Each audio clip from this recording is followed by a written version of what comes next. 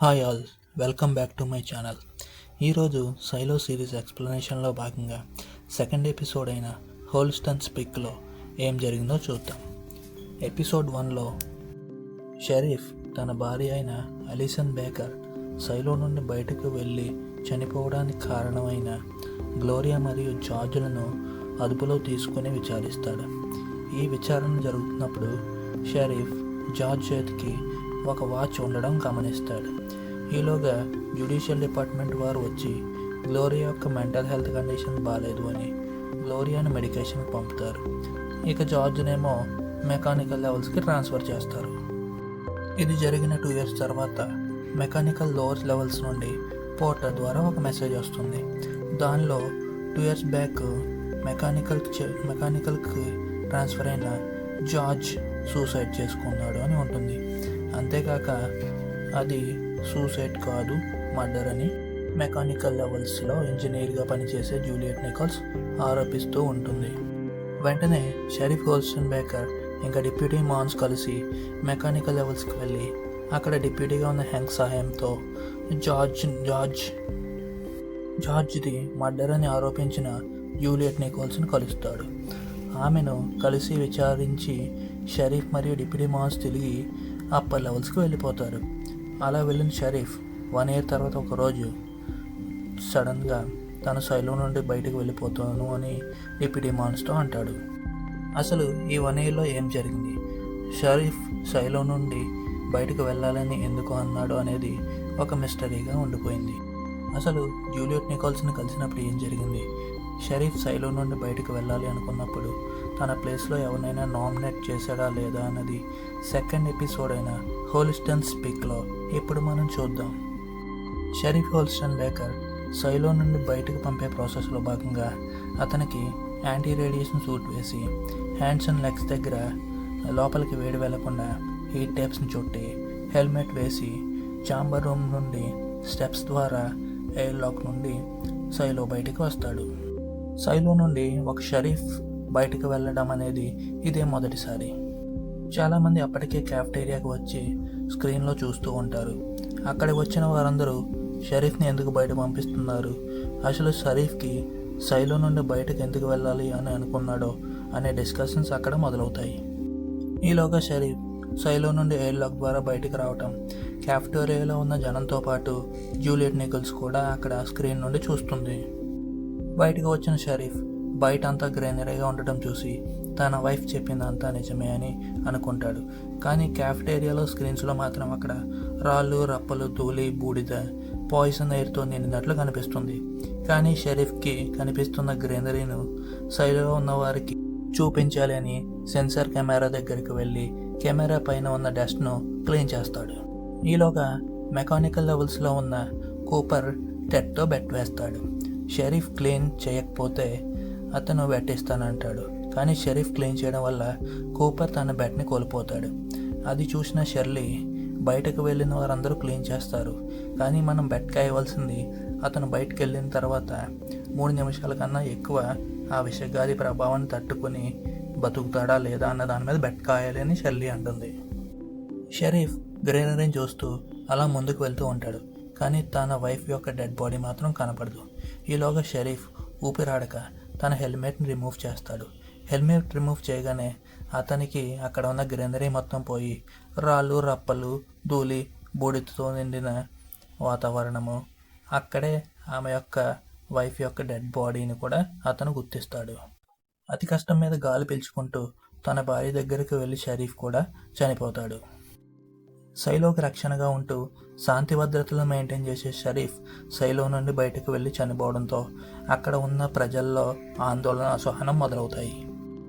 షరీఫ్ చనిపోగానే క్యాఫ్టేరియాలో ఉన్న Juliet Nicholls Sharif ఒక అబద్ధాల కోరు అంటూ అరుచుకుంటూ అక్కడి నుండి వెళ్ళిపోతుంది. షరీఫ్ చనిపోయిన తర్వాత డిప్యూటీ మాన్స్ షరీఫ్ ఇచ్చిన నోట్ అండ్ బ్యాడ్జ్ను చూస్తాడు.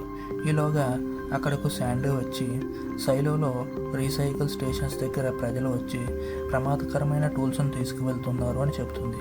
శాండీ వెళ్ళిన తర్వాత బ్యాడ్జ్ను పక్కన పెట్టి ఆ నోట్ ఓపెన్ చేస్తే దానికి ఆ నోట్లో తన తర్వాత మెకానికల్కి చెందిన ఇంజనీర్ అయిన జూలియట్ నికోల్స్ను కొత్త షరీఫ్గా నామినేట్ చేయమని ఉంటుంది.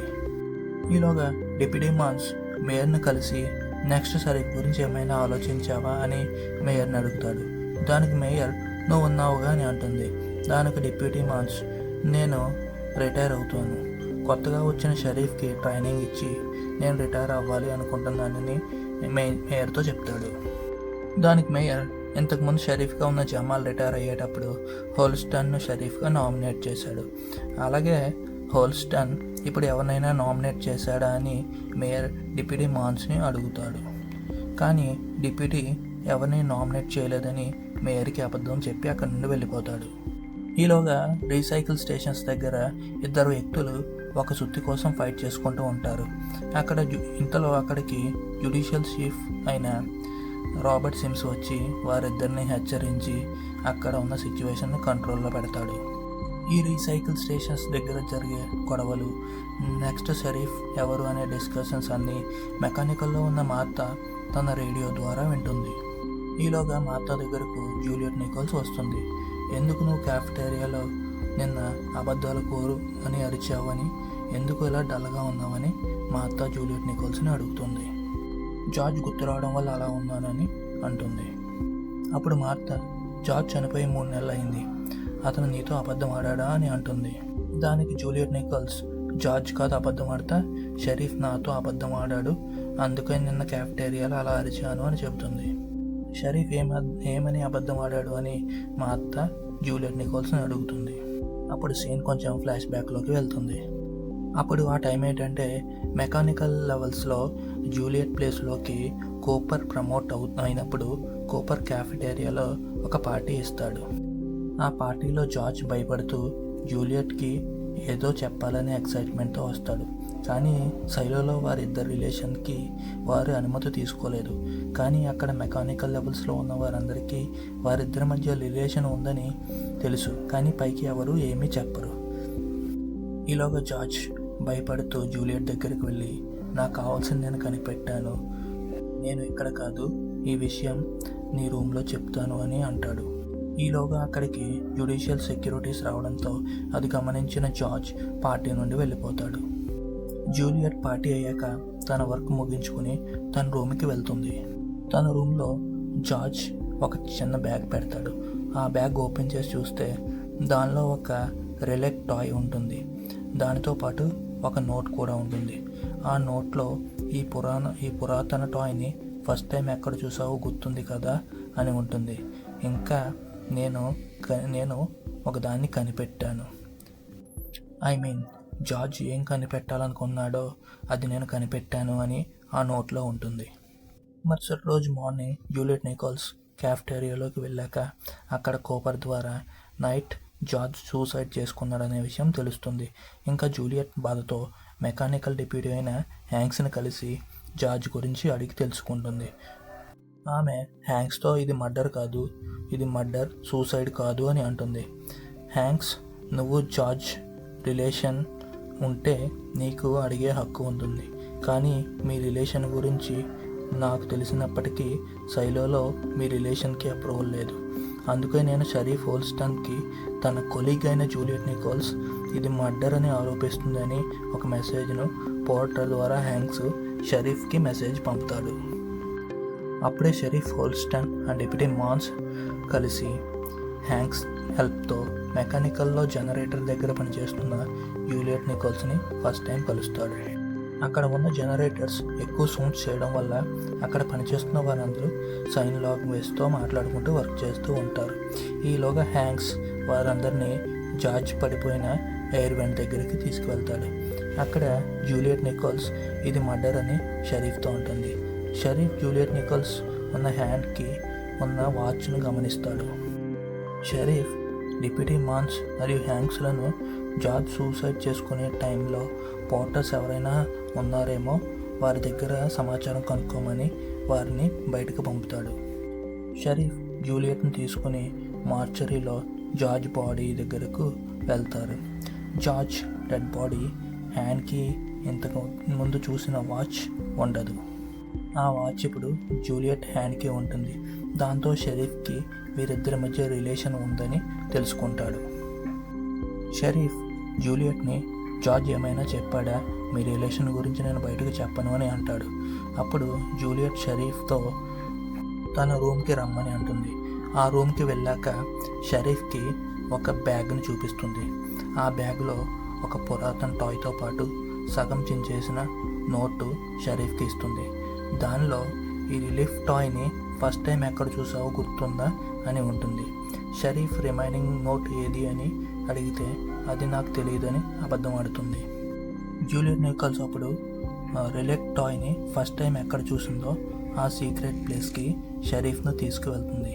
ఆ ప్లేస్ మెకానికల్ డిపార్ట్మెంట్స్ కింద నడుచుకుని వెళ్తే అక్కడ వార్నింగ్ బోర్డు ఉంటుంది. ఆ వార్నింగ్ బోర్డు మీద దీన్ని దాటి వెళ్తే ప్యాక్ట్కి విరుద్ధం అని ఉంటుంది. షరీఫ్ దాని గురించి ఎవరికి చెప్పను అని చెప్పాక ఆ వార్నింగ్ బోర్డును పక్కకు తీస్తే అక్కడ ఒక హోల్ ఉంటుంది. ఆ హోల్ లోపలికి వెళ్ళాక ఇంకో హోల్ ఉంటుంది. కిందకి ల్యాడర్ స్టెప్స్ ఉంటాయి. అక్కడికి వెళ్ళి చూస్తే సైలోను తవ్విన డిగ్గింగ్ మిషన్ ఉంటుంది. అక్కడ ఉన్న స్టెప్స్ ద్వారా డిగ్గింగ్ మిషన్ దగ్గరికి చేరుకుంటే అక్కడ ఒక బెడ్ ఉంటుంది. అక్కడే ఫస్ట్ టైం ఈ రిలీఫ్ టాయ్ని చూసా అని షరీఫ్తో చెబుతుంది. అక్కడ ఒక బాక్స్ తీసుకువచ్చి దానిలో ఉన్న కొన్ని పురాతన వస్తువుల్ని షరీఫ్కి చూపిస్తుంది. స్టాట్యూ ఆఫ్ లిబర్టీ, ఒక షటిల్ కాక్, ఇంకా బాక్స్లో ఒక హ్యాండీ కెమెరా కూడా ఉంటుంది. దాని గురించి వారిద్దరికీ తెలియదు. అది ఎలా పనిచేస్తుందో కూడా వారికి తెలియదు. అక్కడ జూలియట్ ఒక సిల్వర్ కలర్ వైర్ను కనుగొంటుంది. దాన్ని పట్టుకుని అలా ముందుకు వెళ్తూ ఉంటే ఆ వైర్ ఎండ్లో ఒక బ్యాగ్ కట్టి ఉంటుంది.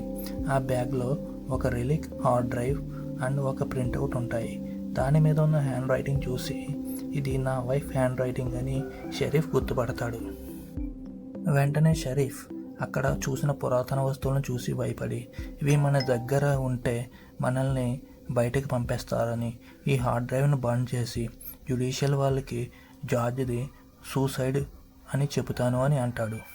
ఇలా అనేటప్పటికీ జూలియట్కి కోపం వచ్చి, నువ్వు ఎవరి మాట వినవు, నీ భార్య మాట విని ఉంటే ఈరోజు ఆమె బ్రతికి ఉండేది అని అంటుంది.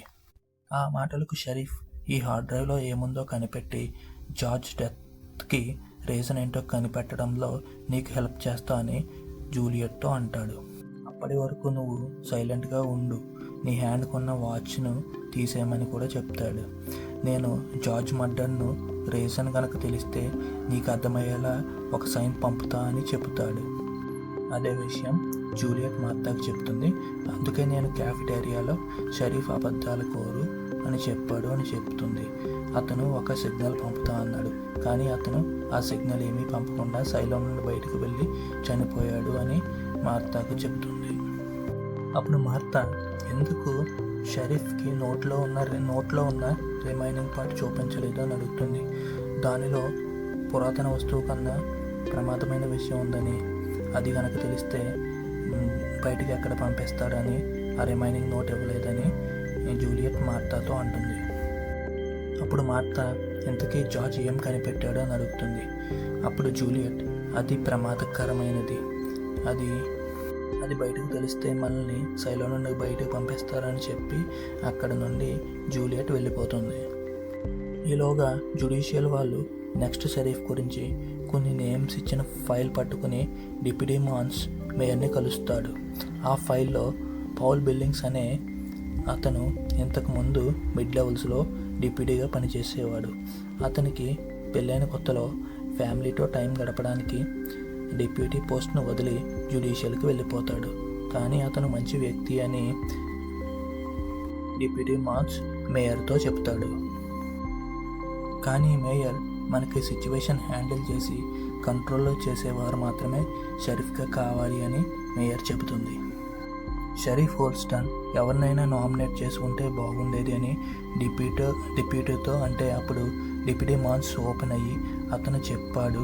అతని టైంలో అతని మానసిక పరిస్థితి సరిగ్గా బాగాలేకపోవడంతో ఒక నేమ్ నామినేట్ చేసి ఉంటాడు. అది నేను పెద్దగా పట్టించుకోలేదు, అందుకే అప్పుడు నీతో చెప్పలేదు అని డిప్యూటీ మాన్స్ మేయర్తో చెప్తాడు. అప్పుడు మేయర్ షరీఫ్ ఎవరిని నామినేట్ చేశాడు అని అడుగుతుంది. అప్పుడు మాన్స్ మెకానికల్కి చెందిన ఇంజనీర్ అయిన జూలియట్ నికోల్స్ని నామినేట్ చేశాడు అని చెబుతాడు. ఆమె కనుక ఆ పదవికి ఒప్పుకోకపోతే తన పర్సనల్ బ్యాడ్జ్ని తనకు అందజేయవలసిందిగా కోరాడు అని ఆ నోట్లో ఉంది అని మాన్స్ మేయర్కి చెప్తాడు. వెంటనే మేయర్ ఆమెను కలుద్దామని డిప్యూటీ మాన్స్తో అంటుంది. మాన్స్ 144 లెవెల్లో ఉంటుంది ఆమె అని చెప్తాడు.